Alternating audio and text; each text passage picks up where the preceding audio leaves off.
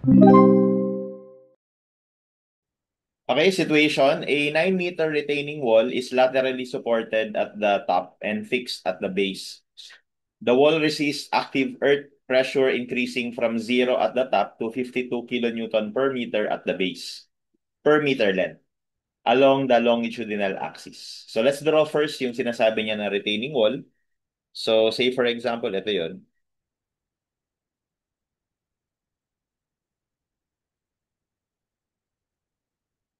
Okay?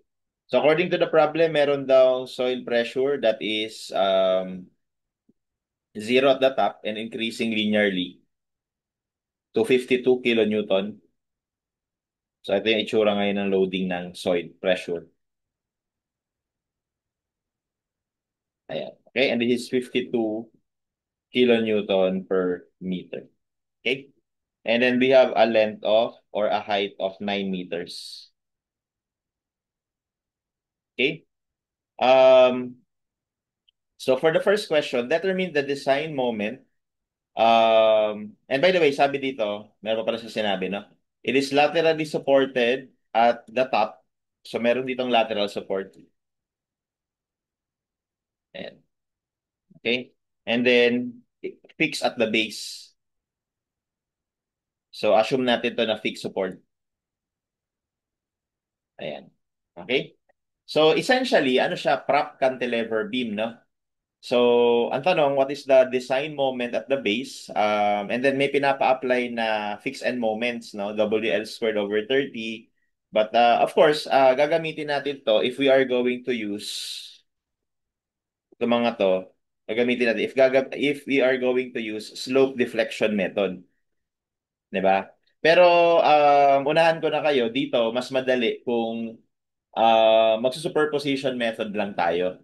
Okay? So, para sa akin, mas madali kung superposition method ang gagamitin. Um, well, if you are not aware kung ano ang formula nung mga deflection, kasi di ba pag superposition method tayo, we have to use deflection equations or formula. In that case, i-derive na lang natin for once yung magiging deflection formula kapag triangular load at saka concentrated load at the end. So, bali, ang mangyayari kasi dyan, meron tayo ditong reaction. Okay, reactions. Meron din ditong reaction. Ito yung reaction sa top, ito yung reaction sa bottom, and then magkakaroon din tayo dito ng moment reaction. Okay? So, para ma-solve yun, i-derive ko lang yung um, deflection kapag cantilever beam na merong tawag dito, triangular load. So, kunwari ito yun. So, this is the cantilever. So, babalik na rin ko for simplicity. Mas madali kasi kung baliktad.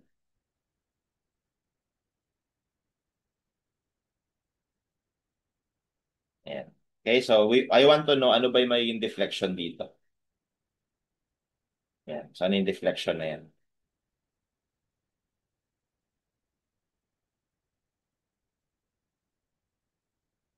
Okay, so to solve for the deflection, tawagin ko tong L. Ito ay W. Okay? So, of course, meron ditong moment reaction. Tsaka meron ditong force reaction. So, yung force reaction will just be WL over 2 kasi area lang yun ito. Diba? Tapos yung magiging moment reaction dyan will just be WL squared over or ano yan, WL squared over 3 or over 6. No? Kasi ano yan eh. Diba yung area nito, 1/2 WL. Tapos yung moment arm natin is 1/3 ng L. So 1/3 times 1/2, that's 1/6. Okay, but actually hindi naman masyadong essential yan kasi binaliktad ko. Ang gagawin ko ngayon is I can apply double integration method, no? So I'll use this as my cutting plane. So this is the section I want to use. So therefore, ito yung origin natin. Punta dito. Tawagin natin na x, no? So ito yung x is equal to 0 doon sa free end. Okay? So pag ginawa natin yan, again, yung magiging moment dito will be represented as EI Y double prime.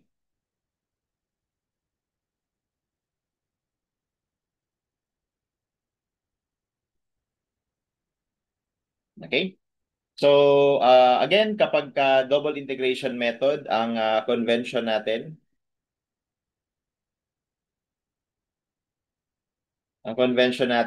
ay clockwise, positive, and then counterclockwise, negative. Okay, so for this one, i-redraw ko na lang yung section para mas makita. So, bali ganito itsura ng section natin sa left. Okay, and then this is X. Okay, and then once again, ito yung hinahanapan natin ng moment. Yung moment dyan. So, as per the load, this is unknown. Tawagin ko na lang to na Y, yung load na yan. Okay, so therefore, pag nag-moment tayo ngayon, bali kukunin natin yung resultant nito. So, that is just 1/2 XY. Now, tapos yung moment arm natin ay X over 3. Bali, ito. That's X over 3. Okay? And then that's it. Wala nang iba. So kaya ko siya binaliktad guys kasi ayokong dumami masyado yung terms. Kasi pag nandito yung fixed support tapos nag-cut tayo dito sa kabila, sasama pa yung moment, sasama pa yung reaction, di ba? So isa yun sa mga technique na pwede mong gawin. But anyway, so in this case, ito na yun. Okay, so ang problema lang natin dyan, yung Y, kailangan ma in terms of X. Well, simple lang naman yun kasi itong triangle na to, no, will be similar to this triangle. Yan. So similar sila. So by ratio portion, we have y over x would be equal to w over L.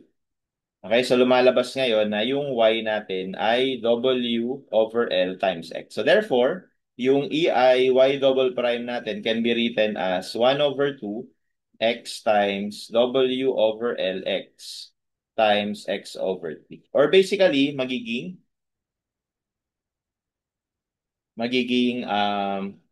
WX cube over 6L, no? 2 times 3 is 6. Okay? Now, we are ready to integrate. So, integrate natin para maging y prime. So, magiging WX to the fourth over 24L plus constant of integration. So, para sa constant of integration, meron na kagad ako ditong boundary condition. Alam natin na dito, sa fixed support, ang slope dyan, 0. 'Di ba? So ang slope so nasaan 'yan? So since dito tayo nag-base ng 0x, so papunta doon, the value of x is L. So ibig sabihin, when x is L, the slope here is 0. So therefore, our first boundary condition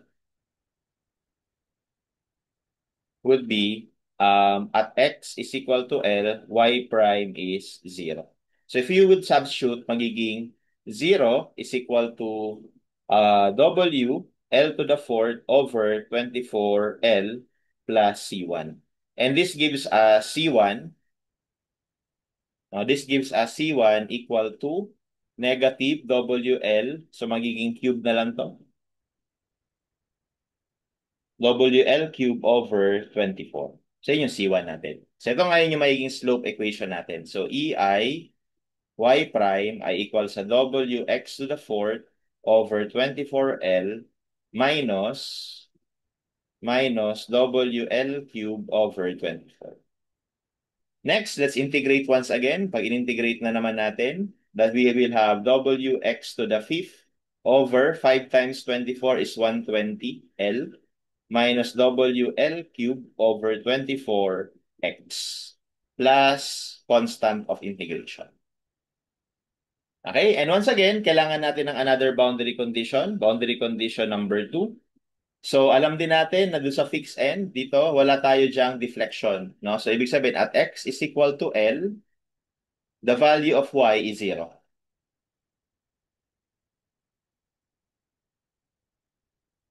Okay, so therefore, we have 0 is equal to WL to the fifth over 120L minus WL to the fourth over 24 plus C2. So dito makukuha natin yung C2. And that is just, so again, magka-cancel lang to. Ayun to the fourth yan. Kaya C2 is simplified as 1 over 120 Okay, minus 1 over 24. So, negative 1/3. So, pag tinranspose sa kabila, magiging positive 1/3. So, therefore, WL to the fourth over 30. Okay? So, therefore, this is going to be our EIY. So, we have WX to the fifth over 120L minus WL cubed over 24X plus WL to the fourth over 30. All right? Okay? Meron lang akong konting adjustment pala dito. Nakalimutan ko nga pala na isama sa sign convention. So dahil dito tayo nag-cut, ang rotation nga pala nito ay counterclockwise nga pala to guys. So kung counterclockwise to, ang magbabago lang, dapat negative to. So negative ito. So negative dapat ito. So negative dapat ito. So yung constant natin magiging positive. Okay, so positive ito, negative ito. So magbabaliktad lang yung sign. So negative ito, positive ito.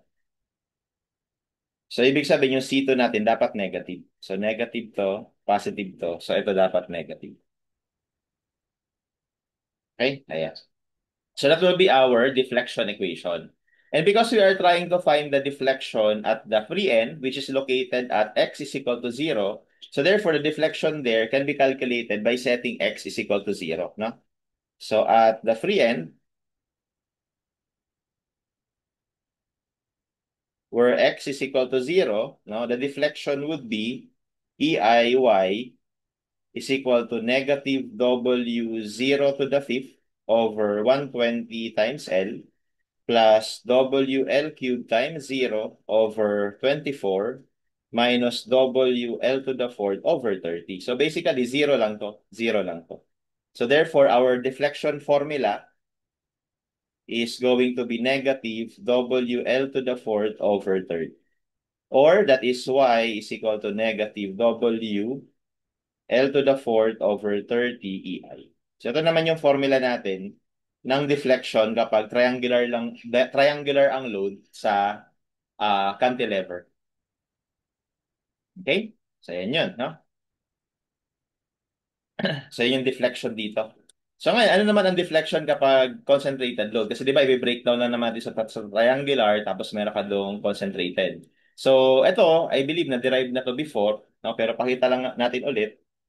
So para naman sa concentrated load, so again, babalik na rin ko para hindi mahaba. So ito yung concentrated load P. So ano ang gagawing deflection niya? So syempre may reaction ka dito na P, may moment reaction ka dito na P times L. Okay? So ang deflection na ipoproduce nito, okay? Again, I will apply method of section or double integration method. So ito ulit isi-set ko na x is equal to 0. So therefore, itong distance na to is x. So again, using double integration method, again, ito yung convention natin clockwise positive, counterclockwise negative. So this is counterclockwise. So EI y double prime is equal to P times X, negative. Okay, so integrate. We have negative px squared over 2 plus c1. Boundary condition 1. We have at x is equal to L, y prime is 0. So lalabas dito, 0 is equal to negative p L squared over 2 plus C1. So lalabas dyan, C1 is equal to positive PL squared over 2. So therefore, our EIY prime is equal to negative PX squared over 2 plus PL squared over 2. Okay? So next, integrate natin ulit. We have negative PX cubed over 6 plus PL squared over 2 times X plus another constant. So second boundary condition, kapag cantilever, kapag at x is equal to L, the deflection is 0. So this is 0 is equal to negative PL cubed over 6 plus PL cube na rin over 2 plus C2. Okay, so lalabas dito na C2 ay negative 1 over 6 plus 1 half. Okay, that's 1/3. So PL cube over 3. That's negative. So therefore, our deflection formula for cantilever, negative px cubed over 6 plus pl squared over 2x minus pl cubed over 3. And once again, at the free end,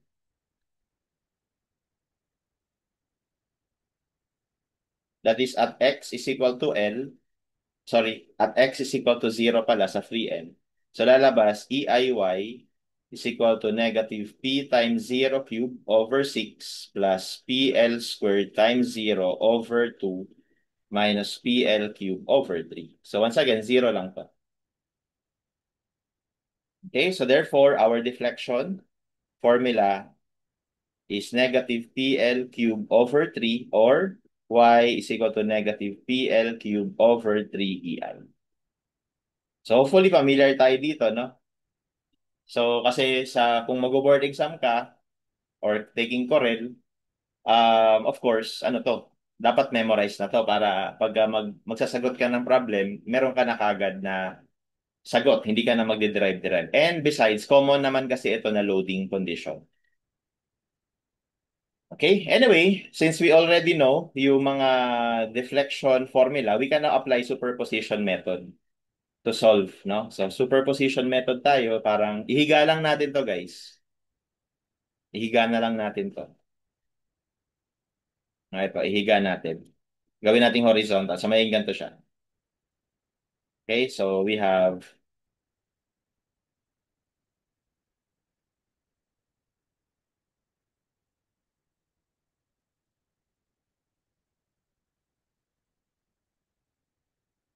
ayan. Okay, so bali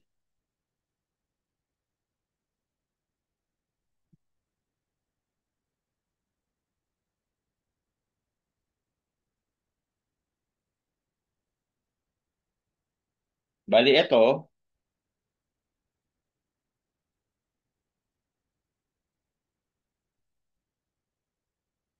ayan, ay equal lang dito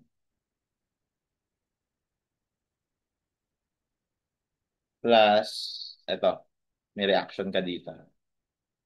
Okay, so bali yung magiging deflection dito, ayan, delta 1 ay dapat equal lang sa magiging deflection dito, delta 2. Okay? Kasi in reality, wala siyang deflection doon. Wala siyang deflection. Zero in deflection. Okay? So therefore, we have 0 is equal to deflection 1, kababaya, negative, plus deflection 2. So what is deflection 1? So ang deflection 1 is yung formula na WL to the fourth over 30 EI.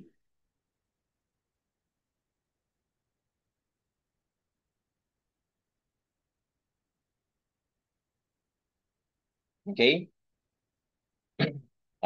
Plus, ito naman yung negative PL cube over 3EI. So gawin ko na tong reaction R. So yan yung reaction. So yun yung reaction sa top actually. Yun yung reaction dito. Ito yan. Okay? So therefore, from here, we can transpose 1 on the other side. So may R L cube over 3EI. And that's equal to positive na to, WL to the fourth over 30 EI. So of course, magka-cancel yung EI, cancel yung L cube, so L na lang. And then, i-cross multiply natin to dito. So magiging 3 over 30. So therefore, the reaction at the top is just equal to 1 over 10 of WL. Yan na yun. So yun yung reaction natin. Okay, so which is, since may values naman, ang W natin ay 52, ang length natin ay 9. So therefore, this is So ito yung key para makuha natin yung maximum moment. So 46.8 kilonewton, kilonewton. So that is our reaction at the time. So therefore, kung ibabalik ko na ngayon yung cantilever or yung prop, so ganito na itsura. So this is 52. This is 46.8. So this is 9 meters. So we can also solve for the other moment reaction here and the reaction at the bottom. Okay, pero ang tinatanong kasi what is the maximum, ano daw? What is the maximum moment at the base eh? Naka-specify at the base. So bali yung itong moment nga na to ang hinahanap. Okay, so para makuha yan, we will just take summation of moment. So taking summation of moment at the base, sabihin ko ng B equal to 0. Ito yung base ha. Ito yung top. Okay, so we have, assuming counterclockwise positive, so we have 1/2 times 52 times 9. Yun yung triangular load. Tapos ang moment arm niyan, 1/3 ng 9. Ang rotation niyan ay clockwise. And then we have 46.8. Ang moment arm is 9. Ang rotation ay counterclockwise. And then, ang inassume ko na moment reaction ay also counterclockwise. Okay, so therefore from here, we should be able to calculate the moment reaction. So it's 46.8 times 9 minus 1/2 52 times 9 times 9 over 3. Okay, so that gives us 280.8. So pag transpose, magiging positive yan. Tama ba? Okay, yes. 280.8 kilonewton meter. Okay? So, for the first question, our answer is letter C. Now, I just want you to be careful with this kind of loading. Kapag walang sinabi na maximum moment or design moment at the base, meron kasi tong chance na ang design moment mo wala sa cantilever end. Take note guys na hindi it is possible na kapag prop yung beam, meron pa siyang isa pang moment na maximum dito sa bandang ano na to, bandang span na to. Okay?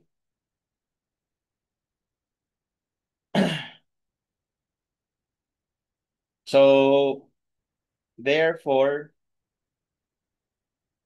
pakita ko lang yun ah. So, kunwari lang nakuha natin ito na 280.8 tapos kunin ko na rin yung reaction na to. Mabilisan lang. So that is summation of forces vertical. So 1/2 52 times 9 minus 46.8. So ito yung reaction dito. 187.2. So pag dinrawing natin yung shear diagram niyan,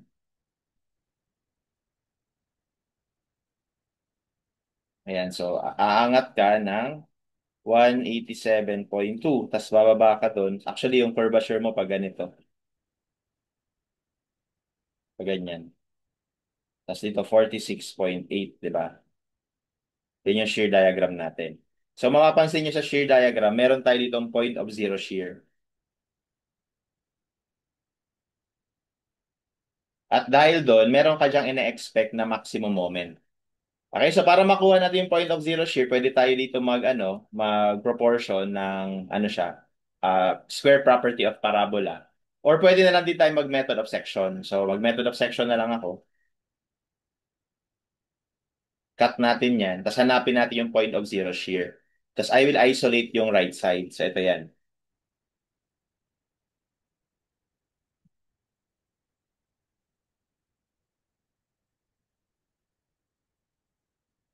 Okay, so ito tawagin kong W. Tapos ito tawagin kong X. Para malaman ko kung nasaan yung point of zero shear para makuha natin yung moment dyan sa point na yan.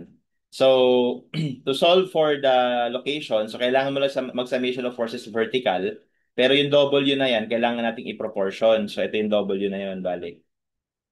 So, of course, by ratio of proportion, we have W over X is equal to, yung original triangle is 52 over 9. So therefore, W is equal to 52 over 9x. Okay? So from here, we will just take summation of forces y para ma-solve yung x. So we will have, again, no? Meron sana ditong shear. Kaya lang point of zero shear nga yan. Kaya pag nag-summation of forces tayo dyan, hindi yan. So may moment din. So walang value yung shear. So we have downward, 1 half W times X, okay, plus 46.8 is equal to 0. So from here, we can solve for X. The location of point of zero shear from the right. So we have 46.8 times 2 times 9 over 52, tapos square root niyan. So nasa 4.025 yung point of zero shear. So ito yun.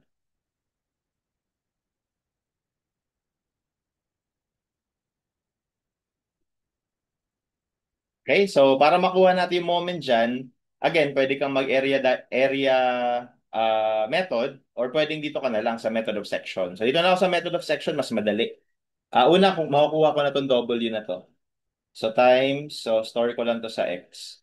So 52 over 9 times X. So we have 23.255. Yung W, kilonewton per meter. So therefore, kapag nag-summation tayo ng moment dyan sa point of zero shear, equal to 0, assuming counterclockwise positive. So we have negative M, tapos yung moment ng W, so that is 1 half base times height, W, times moment arm, which is X over 3. Di ba? So yun yung moment nito. And the rotation is also clockwise, so negative. And then yung 46.8. Ang moment arm is yung X mismo.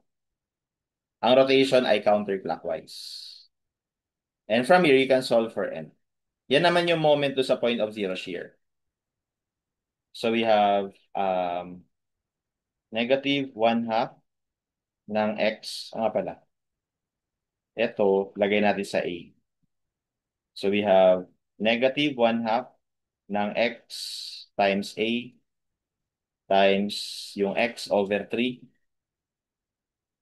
plus 46.8 times X. So that's the moment. And that is 125.57. Ayan. Okay, so bali yun yung moment dito. Bali, pag in-drawing natin yung moment diagram, gato yung tsura. Okay, so may moment tayo dito na 280.8 negative sa paganyan. Tapos, andito yung 125.57. So, ito yung 280.8. So, ganyan siya. So, ito yung moment diagram. Okay, and apparently, kahit na kung titignan natin, mas malaki pa rin itong moment na to. Kaya ito pa rin yung nag-govern. Pero, linawin ko lang, merong mga instances na ito yung nag-govern.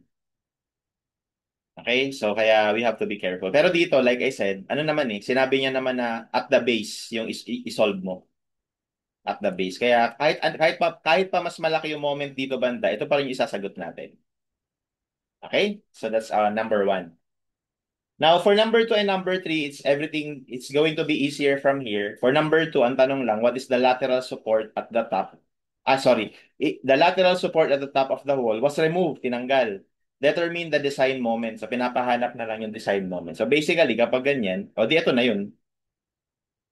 Diba? WL squared over. So, diretsuhin ko na. So, 52 L squared over 6. Ayan. So, 702 kilonewton meter. Okay? So for number 3, determine the resulting base shear if the wall is free at the top. So ito naman yun. So bali tinanggal mo to. Tinanggal mo to, no? So bali ano daw yung magiging shear dito, reaction dito. So basically, ito lang yun. Kasi wala tong support dyan eh. So WL over 2. So WL over 2. So that is 234 kilonewton. Okay? And that's how we solve this problem.